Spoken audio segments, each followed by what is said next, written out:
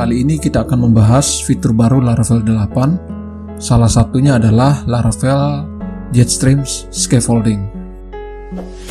Sebelum Anda menonton video panduannya, jangan lupa pencet tombol subscribe bagi yang belum subscribe, pencet tombol like bagi yang belum like, nyalakan loncengnya, dan jangan lupa bagikan video ini ke teman-teman Anda dan ke media sosial.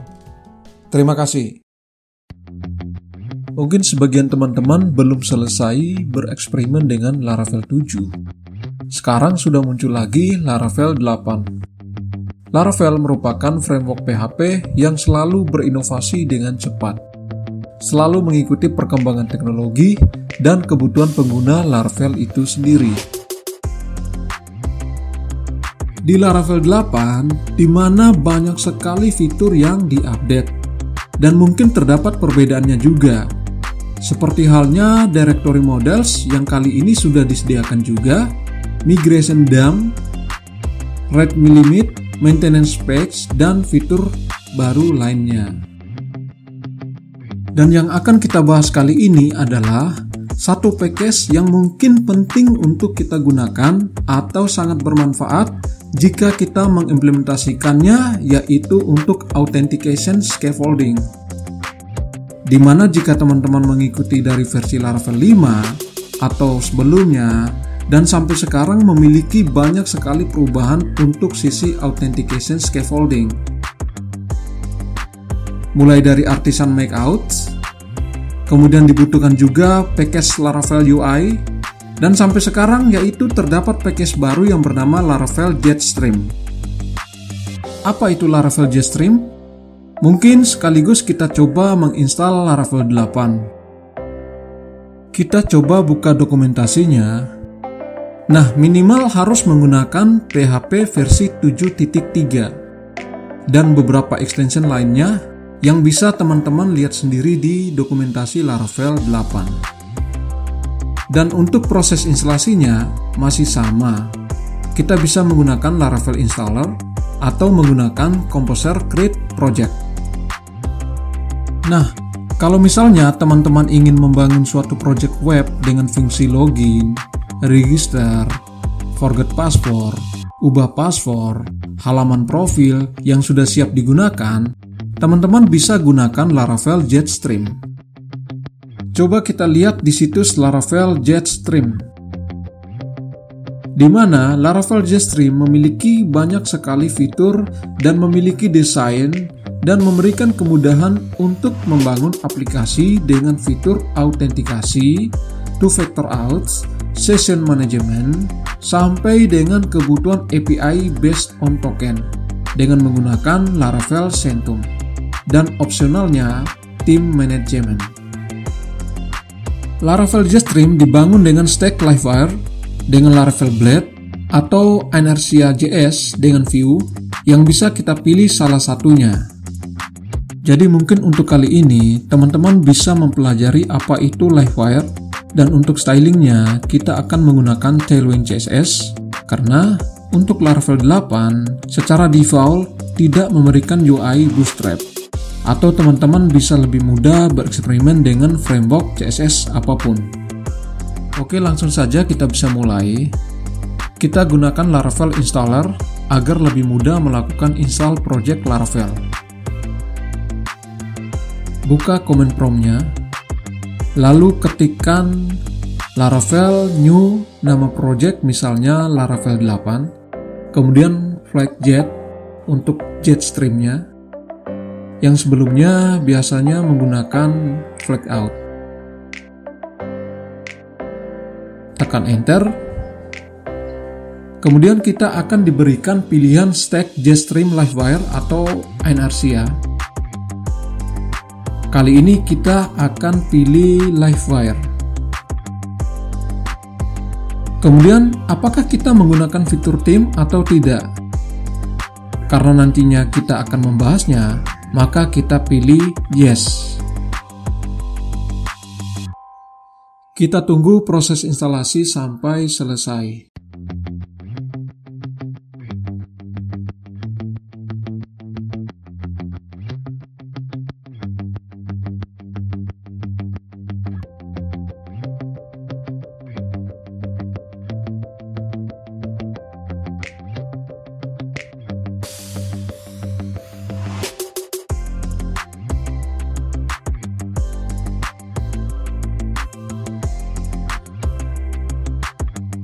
Oke teman-teman, proses instalasi project Laravel dengan Laravel Jetstream sudah selesai. Langkah selanjutnya, kita perlu masuk ke dalam project tersebut dan mengeksekusi perintah npm install dan npm run development untuk mengcompile aset yang kita butuhkan.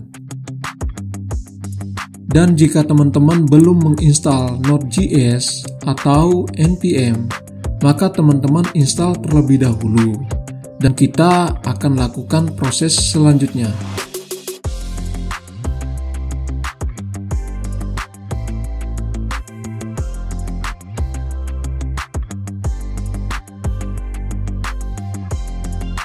Buka command line, tuliskan perintah npm install dan npm run development. Teman-teman sedikit perlu mempelajari bagaimana menggunakan npm agar membiasakan diri dengan npm. Oke, proses compile aset sudah selesai.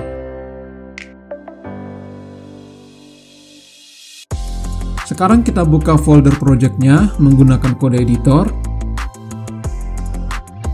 Dan hal yang paling sangat terlihat di sini adalah terdapat beberapa folder selain folder biasa yang biasa kita lihat. Di sini ada folder action, view, ada juga folder models untuk menyimpan kelas modelnya. Dan di dalam database migration, di sini kita dapat melihat beberapa tabel seperti two-factor column, personal access token centum, dan ada tabel team management dan session management.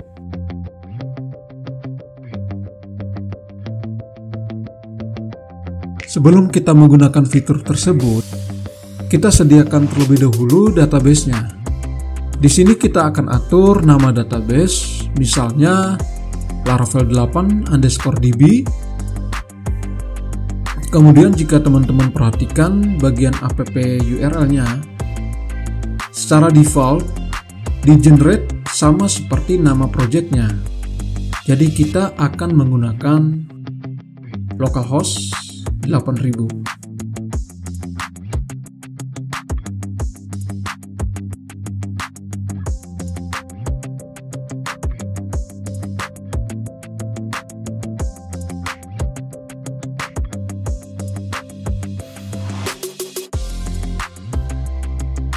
Sekarang kita persiapkan database dengan perintah php artisan migrate fresh.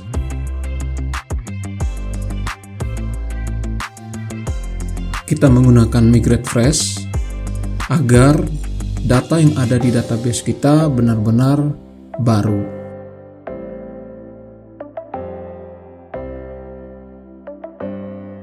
Proses migration sudah selesai.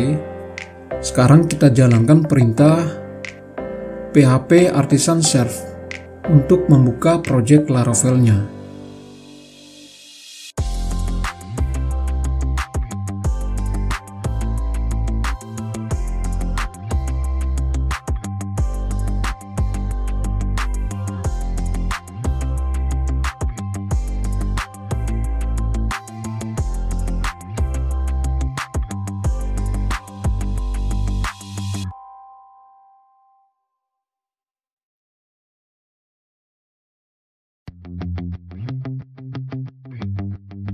Di sini teman-teman bisa melihat Laravel 8 memiliki landing page yang sangat keren berbeda dengan versi sebelumnya, di mana memiliki link dokumentasi, ada Laravel News, Laracast, dan Vibrant ekosistem lainnya. Di sini ada juga informasi versi Laravel, kemudian ada link login dan register yang penting bagi project ini.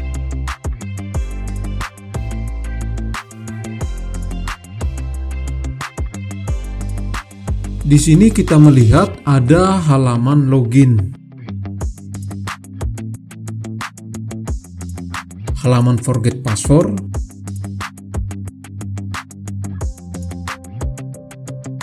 dan halaman register.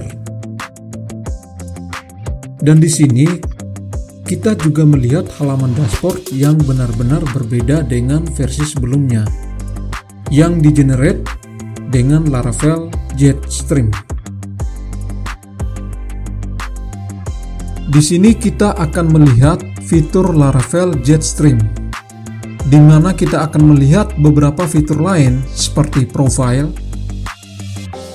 dan terdapat opsi untuk mengupdate foto kita.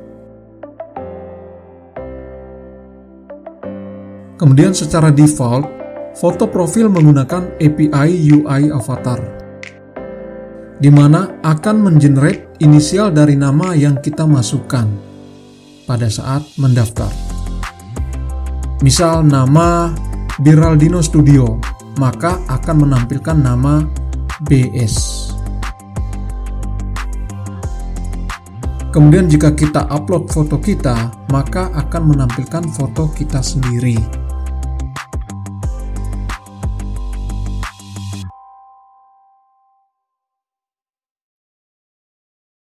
Dan form ini juga dibangun menggunakan Livewire. Bagian bawah di sini juga terdapat fitur ubah password. Jadi sudah disediakan juga dalam Laravel Jetstream.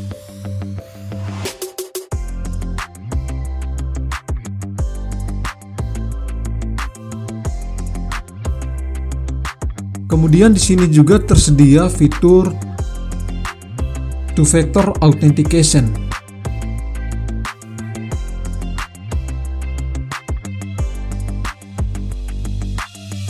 Jadi jika kita coba jalankan,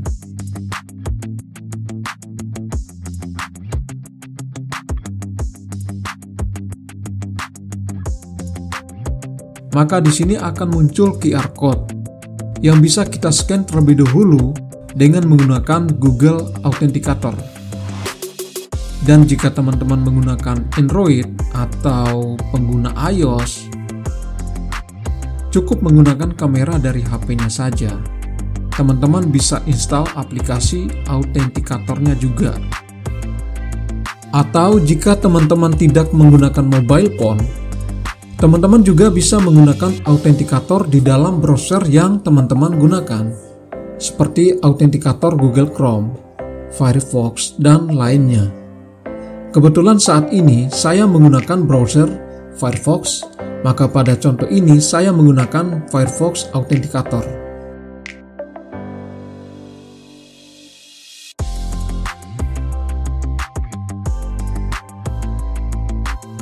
Jadi pada saat kita scan di sini, teman-teman bisa melihat displaynya. Kita coba seleksi QR code yang ada.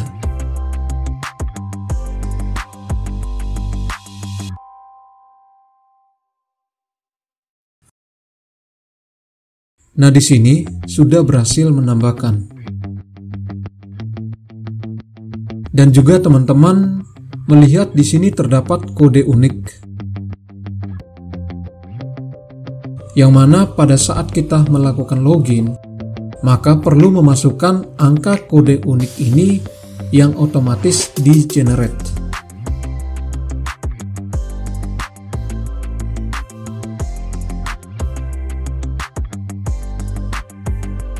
Sekarang kita coba logout.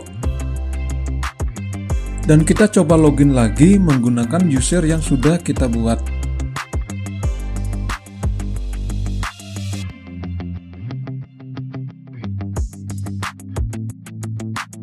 Di sini kita diminta untuk memasukkan kode autentikator yang dihasilkan dari autentikator tersebut. Kita bisa copy untuk memasukkan di form autentikator.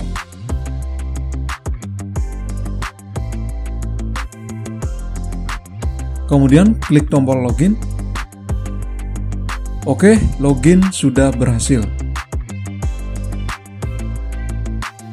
Kode autentikasi ini bisa gagal login jika tenggang waktunya sudah habis atau salah memasukkan angka. Oke, kita coba masukkan angka yang salah.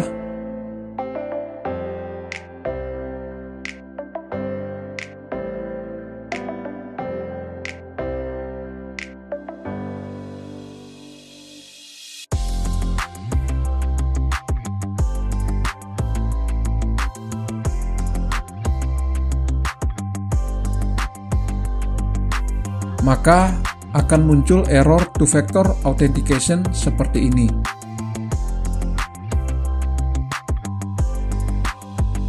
Selain itu juga, terdapat fitur di mana kita bisa menggunakan recovery code.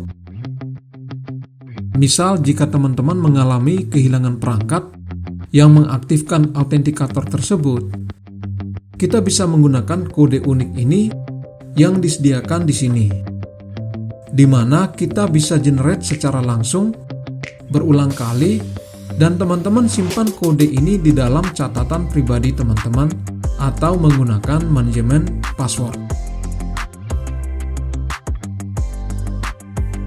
Jadi jika teman-teman tidak menggunakan kode autentikator ini, teman-teman bisa menggunakan kode unik ini.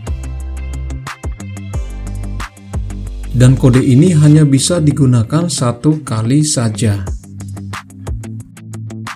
Kemudian kita coba logout lagi.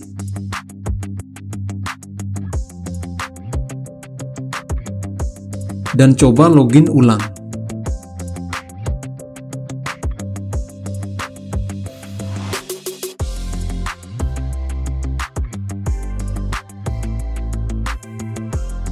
Kita gunakan fitur recovery code.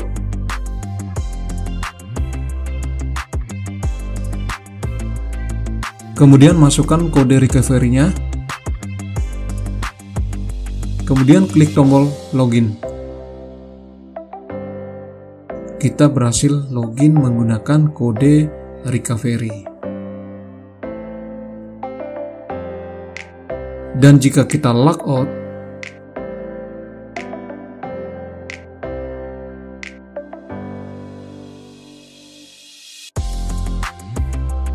kemudian login ulang menggunakan kode recovery yang sama, maka kita perhatikan apa yang akan terjadi. Maka akan mendapatkan error kode invalid karena kode tersebut sudah digunakan. Jadi teman-teman harus menggunakan kode recovery ini yang sudah disediakan atau menggunakan kode recovery yang baru.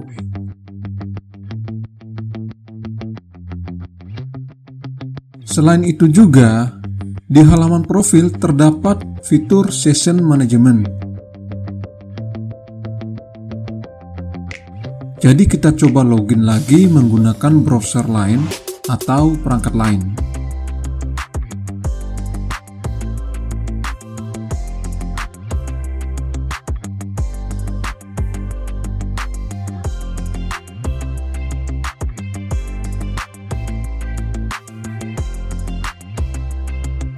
Kita coba login menggunakan akun yang sama.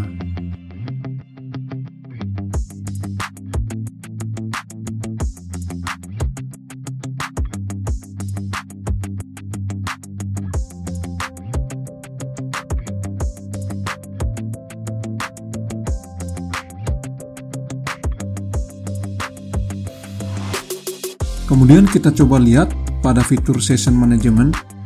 Di sini kita melihat ada informasi browser dan IP yang kita gunakan. Dan di sini terdapat fitur untuk logout login dari perangkat atau browser lain.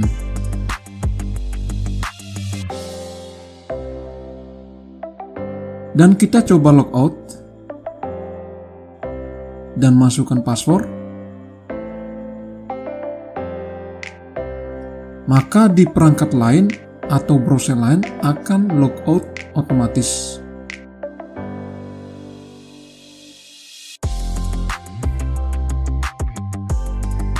Selain itu juga ada fitur delete account. Jadi di sini kita juga bisa menonaktifkan akun atau menghapus permanen akun kita. dan masih banyak sekali fitur yang akan kita ulas. Kali ini kita sedikit mengulas Jetstream di bagian profile. Mungkin kita akan coba bahas API token dan juga fitur tim manajemen di video selanjutnya.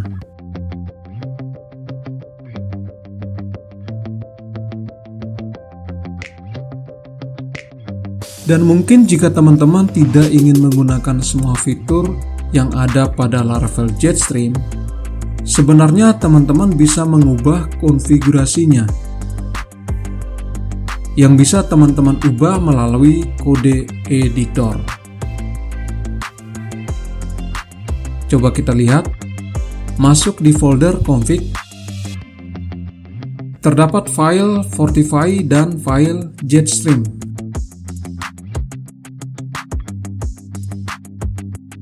Coba perhatikan pada file Jetstream, di mana terdapat array fitur seperti profile foto, API, dan tim.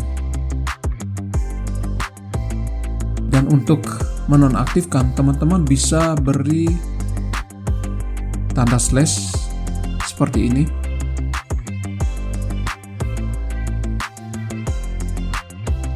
Kemudian pada file Fortify,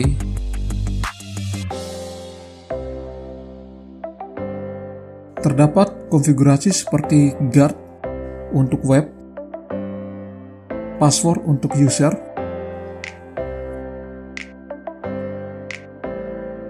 terdapat juga kolom username atau email jika teman-teman ingin gunakan autentikasi by email atau username.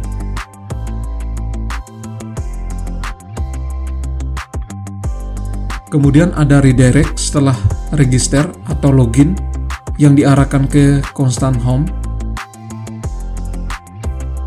Coba teman-teman lihat di sini ada constant home dashboard yang bisa dilihat di dalam directory provider. Kemudian di sini juga kita bisa menyediakan rate limit atau uji coba login. Secara default kita dibatasi 5 request per menit. Jadi jika salah input 5 kali autentikasi, maka akan dicegah terlebih dahulu. Kemudian kita juga bisa aktifkan dan nonaktifkan fitur seperti registrasi, reset password, profile, update password, dan two-factor authentication. Tentunya perubahan konfigurasi tersebut aktif ketika kita login atau refresh browsernya. Oke teman-teman, kiranya video Laravel 8 fitur autentikasi dengan Laravel Jetstream Scaffolding sudah selesai. Sampai jumpa di video selanjutnya. Terima kasih.